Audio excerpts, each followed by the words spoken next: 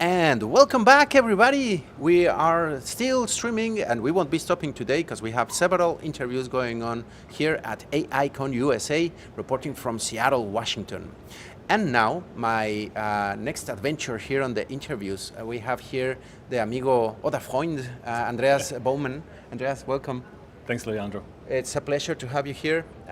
Thank you very much. I was thanking Andreas because he was the very first one to answer to these invites, and he was very spotty right away.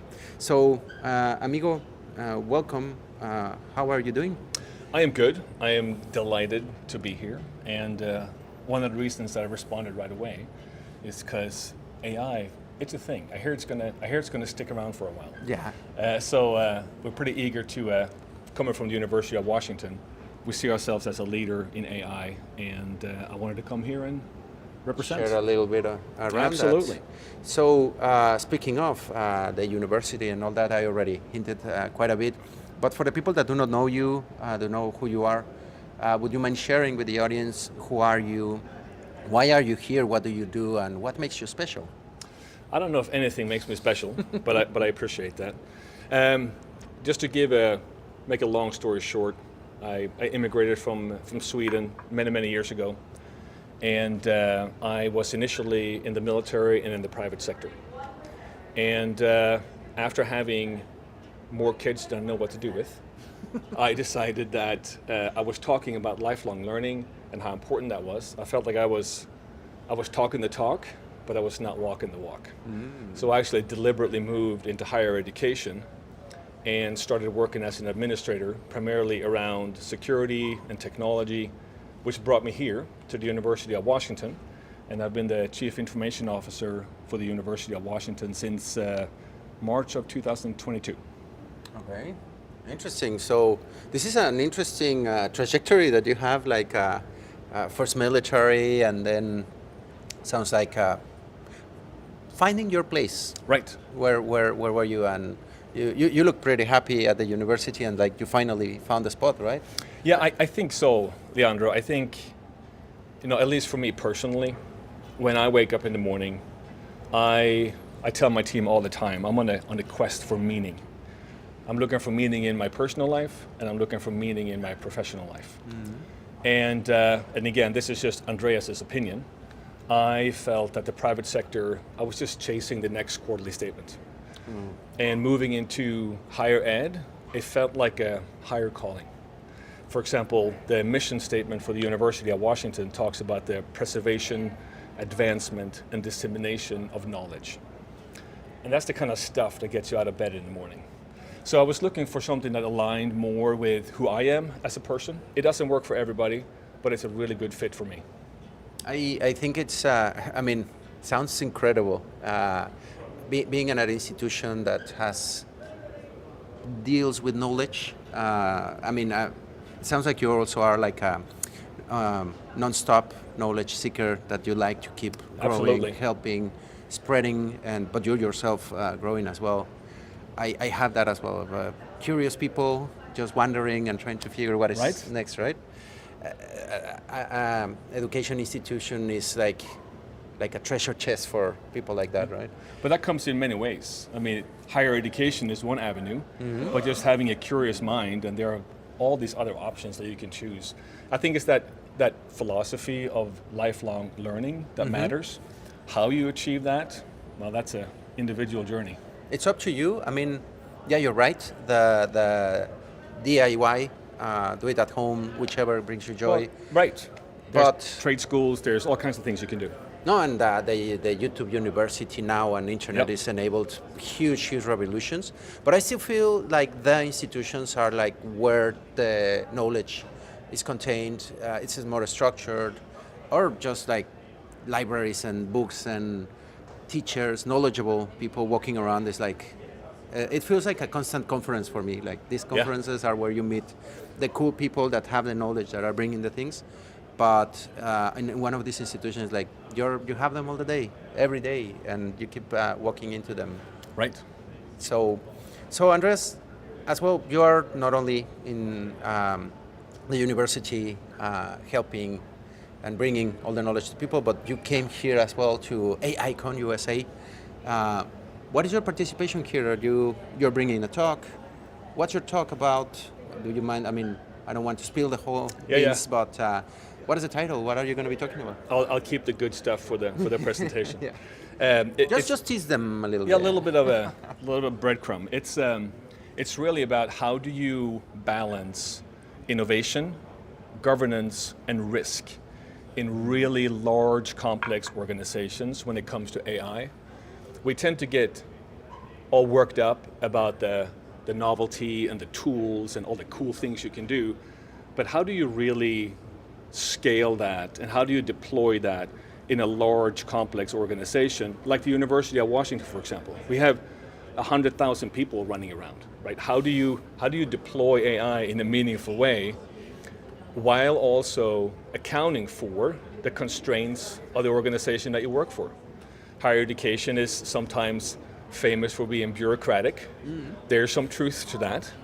Other organizations have the same constraints or different constraints. How do you navigate that and still deploy and scale AI responsibly? So that's kind of the gist of the talk. It dives into how to set up governance, the purpose of governance, and then also, of course, leadership. Leadership is one of the core elements of my presentation, and I think we need more of it. Yeah, if you don't have like some sort of direction, someone steering a little bit towards, I do agree with you. I'm not worried or scared of AI, but I'm a little worried of how fast and could be kind of unconscious. It's like when you drink and drive responsibly, AI responsibly. Yeah. It's important because I see so many experiments that, I see so many ways, or maybe I have seen too many horror movies or been in many projects that have situations going wild. Skynet, right? But not, that's kind of like the ultimate problem, but there are so many that before Skynet we're gonna hit so many things hitting the fan with AI. Yeah. Before Skynet, I don't even worry because when that happens, it's over. No worries. But let's do things right before we get to that point, or try to not to get to that point, just by being mindful, responsible, and I don't know what things are being taught in order to achieve this. I'm sure that it's not only something that the university is applying, but are you teaching some of these materials? Is it part of the curricula? Yeah, I'm not a professor or faculty member. I'm an administrator. So my job is to deploy technology strategy across our campuses, so researchers and faculty and students can do their thing. So I kind of support in the background, if you will. You're an enabler. Exactly. Yes, I have to lead from the front sometimes, in that you have to be the voice or the face of some initiatives and things. But your point on responsible deployment of AI is really well taken, because not everyone agrees. Meaning, AI is here. I'm all in, right? We're not going to put the genie back in the bottle, but we have to, at least I think, we have to listen to the voices that have concerns. Not everyone is on board. And I think this is, if you look back on history, there are these moments in time when these technologies or new ways of doing things pop up, and you're going to have a portion of the population that are like, ooh, time out, how is this going to impact me? I'm not saying we should slow down and we should stop innovating. I'm saying we should account for those voices and make sure that they're heard. Yeah, it's important because, there's extreme of all the chicken littles running around with... and you got to be careful to not over-index on any of that, right? Yeah, and as you were saying, it's a delicate balance that going to the right path, but not going too crazy with just connecting all the MCPs that you can with whatever you can. Yes. You're already smiling, we'll talk about that. Or on the other hand, just stand there because it's too risky and Skynet maybe, and like, and it's a silly perspective, like if Skynet happens, let's make sure that it's a good Skynet that helps us and we're all happy with it and we can coexist. So, but out of these like guidelines and recommendations, what would you say is important that people start to be aware of, or that to take into account with some of these crazy things that we Yeah. will be able to do. Yeah, in my talk, I mentioned my 5 rules. There are just 5 rules that I have developed for myself in order to navigate this rapidly changing environment. So some of the things that I keep telling myself is that AI can suggest, but at the end of the day, the decisions are up to us. Meaning, I tell my leadership team all the time, there's one thing you can't delegate, and that is responsibility. So when it comes to AI, you cannot outsource responsibility to a tool. At the same time, I don't think that AI will replace humans yet. Fully or But I think that people who know how to use AI might replace those who don't. And that's just a stark reality in that we all have to become familiar and understand what AI is, but also what it isn't. So to me, there are some ground rules that you can put into play that, at least for me, would allow you to navigate this space. But these are very personal to me, so you have to kind of rationalize that on your own and come up with your own process for how do I make decisions in this space, right? And it's hard because it's moving by the hour. It's something that you make me wonder, because you have your own rules, and for everybody to bring their own, to identify, Right. to be careful. And I would say, from the perspective that you're bringing, you remind me a lot. Atul Gawande, Checklist Manifesto. Okay, Have yeah, your yeah. checklist for when you are embracing with AI and bringing every step that you do with it. You gotta be careful. That's Yeah, you gotta find a way to ground yourself. You gotta find some principles that you can hold on to that will help you navigate this rapidly changing environment. Because it's gonna change so fast that you really have to just ask yourself, how am I gonna make decisions in this space? Right? How am I gonna lead in this space? And if you don't sit down and think through that, you're just reacting to this changing environment, and that's hard. yeah, because just reaction is prone to mistakes. Oh, for sure. Just sitting there and just trying to your blink responses, and you want to be more purposeful to Yes. what you're doing, not just like, ooh, new toy, let's touch it, and it might be buzzing or give you a spark, and you gotta be Exactly. careful. Earlier as well, you mentioned that this set of rules and guidelines will help us to identify what AI is and what it is not. What is it not? What are the things that we should be like? Ooh. Yeah, good question. And I don't have the authoritative answer on this, but at least Your from my perspective. From my perspective, AI has been around since 1957, 1960s. The University of Washington has been researching AI for decades, right? There's AI, then there was machine learning, then there was natural language processing, and now we have Gen AI. So part of this is just a continuation and a continued maturity of this concept of AI. We tend to see it almost like it's this new thing. Well, yes and no. We've been doing this for decades. This is just the next iteration of it. And that, to me, kind of grounds AI a little bit in that it's not this flashy, miraculous thing that just popped out of nowhere. This is 50 years of research that now materializes in this Gen AI. So it's really important to understand that history, I think, and you frame it that way. The other thing, to me, what AI isn't, is around, like I said before, decision-making and responsibility. With agentic AI, now AI systems are starting to make choices on its own, and the whole risk framework changes. Because instead of you being worried about output and quality control, now you might ask yourself questions around accountability, about intent, about ethics. So understanding what agentic AI is, and again, what it isn't, I think becomes really important.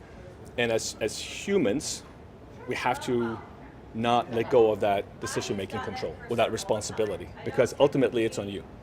AI, to be blunt and simplistic, it's just statistics, right? I mean, it's just, Yeah. right? So Data analysis. yeah, exactly, right? So we have to be careful to not put something on it that it's not there. Meaning, if you let AI make decisions for you, I don't know if that's the right thing. Help you on the decision taking. Yes, it's the assistance. Yes. Assist Oh, for sure. AI, but you're just making me think on of all of these problems as it was being mentioned. Like AI is not like when was it? November 22 or 23? When November 22. 22. Yeah, ChatGPT, I had like a hiccup 3.5. earlier. Like Yeah. 22 or 23. Time was weird after the pandemic. So, never mind. Before that, we were already discussing some of these things with the responsibility decision taking. The car that was going straight to a bunch of people and there was an old person on the other Right. corner. Which one do you hit? Or smart cars that have already had fatal accidents. That who's responsible for that? And that's something that, not me. I just plugged the MCP and like, Right? you gotta be careful with some of those things because the one holding the thing and the last one that held it, if something happens, you always have to be mindful. Like, and I come from a QA background Okay. where you are always thinking what can go wrong, what are the possibilities. Like, and with this, I think you gotta be even more careful, right? Yeah. Yes. And there's actually a talk coming up at 1:30 today. His name is Bob Rapp. He's a great human being. We already had Bob here. Oh, great. It's a blast. Yeah, He's a fun guy to be around. He's given a talk on, actually he's giving a demo on the difference between kind of the traditional AI and Gen AI and how you can use an agent to really transform an organization. So I think attending that and just seeing what that looks like live, I think he's going to build this. He's going to try to build this within 7 minutes. We'll see how it goes. Live demos. Ooh. Exactly, right? Risky, but good for him. And I think it will help maybe at least communicate what this agentic AI is and what it isn't, and in regards to that, who owns the responsibility? Because we talk about vibe coding and we do all the cool things with AI. At the end of the day, there's a human being sitting there. It's like when I drive my car, it's self-driving, right? So I hit a button and off it goes. Well, let's say I run into someone. Who's responsible? Is it you or is it who developed the AI? Or? Exactly, right? It's murky. That's going to be a big. That's what I was saying. Like, forget Skynet. We have things that we have to kind of like check on before, like the all these biases that we found in AI. Can't remember who was the hiring bias that was giving preference to males, white people, and so on. Who's responsible for that? Like, oh yeah, someone trained the AI wrong, so Twitter to blame, right? No. We have to own it and see how can we fix it. Probably, and I don't know what are your perspectives on how to, because we're saying be careful, but how am I careful? What should I do? Do a small releases or MVPs and see where is it going. There gotta be some strategies, right? Yeah, there are some strategies, and there's a lot of research happening in this space. And I'm on thin ice now because I'm not a researcher per se, but there are methodologies that are being presented in order to detect bias in AI systems. It's a real thing, it's out there, but I think it starts with us, because point me to a human being that doesn't have bias. You have it, I have it. Some of it is acknowledged, but some of it's subconscious, right? It's just wired into you because of where you're from and who you are and all the things that make up you. Mm-hmm. So starting with the human and just recognizing that we all have biases, and then now that we have owned that, now we can start to figure out how to address it. Because I think there's a notion, also I've heard that, well, not all humans have bias, and there's a purity to this that we can feed into AI, and I just disagree with that. I think we just got to own the fact that we're a human and we are flawed, and then just address that issue as we develop those platforms. It's something interesting because when you say these people that are saying that there are humans without biases, I had to laugh. Yes, it is. The best part is that many times you don't even know that you have that bias. Most of the ones that we have have no idea. Right. And someone else will point it at us and we will like, that's not true. Oh, And that departure point of accepting that we have them and thinking that our models will not inherit I mean, us, the flawed humans, are the ones training all these AIs. So it's going to inherit some of that. It's like all the issues that my parents had, I have some of that, and it's something that we have to be mindful about. Yes. And we're the parents of these new things that are coming with the generative models and everything that we're playing with. Absolutely. And I think, I think when I look at America, we're the melting pot of the world, right? You're from Mexico, I'm from Sweden. There are people from all over the world here, and we'll bring our own personal and cultural biases to the table. And that's okay, because it just is, right? So again, owning that up front and then addressing the outcome, I think is the best approach. What do you mean? What's wrong with you? What are you saying? Tacos are not the best What are you food? talking about? Yes. Tacos are the best food. Everybody in the world Meatballs. knows that. That's what I heard. Yes. So, as you can see, there are some things that you may think, and it's incredible, like how sweet should a coffee be? That's a bias that some countries have no sugar at all principles. And if you ask my whole family, it needs like 3 spoons of sugar and it's perfectly fine. Yeah. So those small differences we need to take into account with AI and what is coming. For sure. Magnitudes, please, to pay attention to it. And now, just to start to wrap up a little bit, Sure. Andreas, some recommendations to the audience on what you are working or implementing at the university, because you're helping some of these efforts that you can give to the audience to take away and grow. I think my perception or my understanding of the world is that the research that we do in higher education is really part of the economic engine of our nation. So the work that we're doing, I feel is important, and I think it's going to pay dividends into the future. So the University of Washington sees itself as a leader in AI, but we're also an integral part of the local community here in Seattle. I mean, the campus is right down the street, right? And we are essentially integrated. And Seattle is a melting pot of technology as well. Exactly. So I would encourage people who are curious about what research is happening at the University of Washington. A lot of that is open to the public. We have events, all kinds of things that are going on campus where you can actually see what research is happening. As an example, in my talk later on today, I'm going to discuss some researchers that are using AI to help people with dyslexia. And I need some of that. Yeah, and that might seem niche, but it's very real to them, right? There are real problems for real humans with real needs, and I would encourage everyone to come and see some of the amazing things happening on campus around AI research. We're going to ask Andreas for some of the links where you can find more and put it down here in the comments. And thank you for those recommendations. And I mean, it's official sources, academic sources. Those are the best things that you can get to get the right direction, right?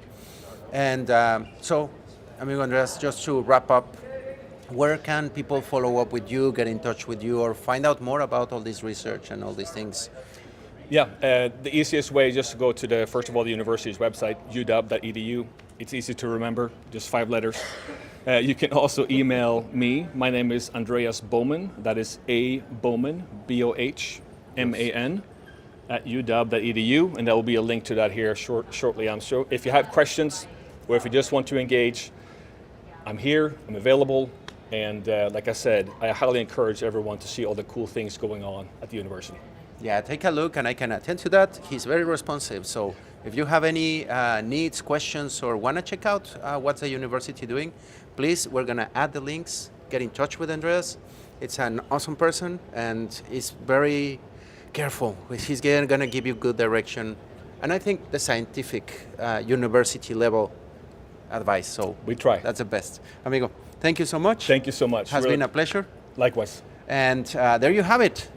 Check it out. We will add as many links as we can so that you can go quickly and follow up with Andreas and everything around the university. Thank you. Thank you so much. And well, there you have it, everybody. This is not over yet. We're gonna do a quick lunch break in a moment, and then we will be back with more interviews and more awesome people presenting here at AICon USA, reporting from Seattle, Washington. Stay tuned, and we will wrap up soon. And at the end of the day today, we will have the passport run. Stay tuned because we may win a prize and it's gonna get interesting. You know, getting stamped with all the booths and presenters. So see you all in a few moments. Andreas, thank you again. Adios, everybody, and Thank you. adios, auf Wiedersehen. Bye. And it's starting.